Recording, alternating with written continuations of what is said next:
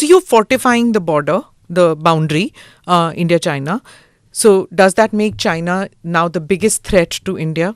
Are we in a state of a quasi-war-like situation, conflict-like situation? No, look, where are we? No. I first of all, I'm not using the word we're fortifying it. I think we are legitimately building our border infrastructure because they have built their border infrastructure. In my view, we should have done it 25 years ago. Again, we are reactive, that means. I mean, Your words, Dr. Jaishankar. No, not at all. Look, they are the bigger economy. I mean, what am I going to do? As a smaller economy, I'm going to go pick a fight with a bigger economy.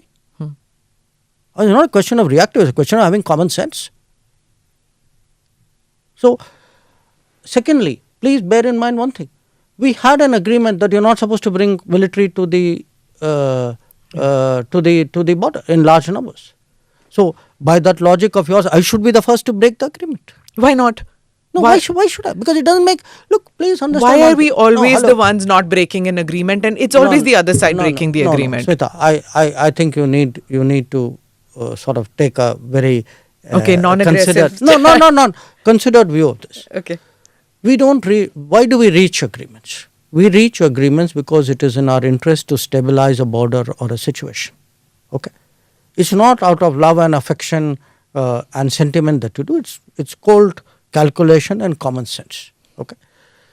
Our agreements with China were reached in 1993-96.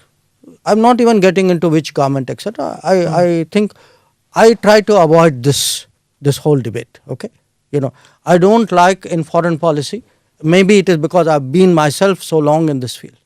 I don't like to necessarily say these people were right and those people are wrong. I don't think it serves the nation well. Okay. But if I do find that others are playing a political game where everything is being blamed on the present dispensation and entire history is being whitewashed, I think the history has to come out. Okay. Now, on the question of breaking the agreement or not breaking the agreement, generally countries as a rule, sensible countries do not, because what do you need most in international... If you have a reputation as a country which breaks agreement, what do you think is the worth of your agreement?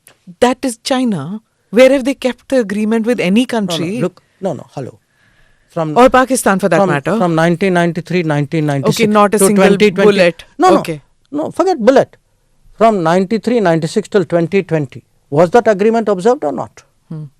So how can you say, the agreement is not worth a piece of paper and nothing, all agreements must be They broken? took Aksai Chin. 1962. 62. They took Aksai Chin between 1958 and 1962. Okay. So, if you didn't need agreements, why did you sign them? I mean, you went in 1988. Rajiv Gandhi went to Beijing in 1988. 88, correct. Okay. December. You signed agreements in 93, 96. I don't think signing those agreements was wrong. I disagree with you. And this is not a political point I'm making. Okay. I think those agreements were signed because at that time we needed to stabilize the border. And they did stabilize the border. Please also note that. So this suggestion of yours that people sign and compulsorily break the next day, that's not true. Now, why can we not come to an agreement on where is the boundary, how many rounds of talks, and it's non-conclusive?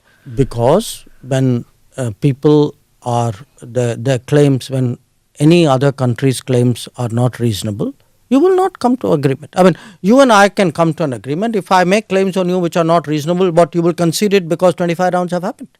You have to look at, what is being discussed as well, no?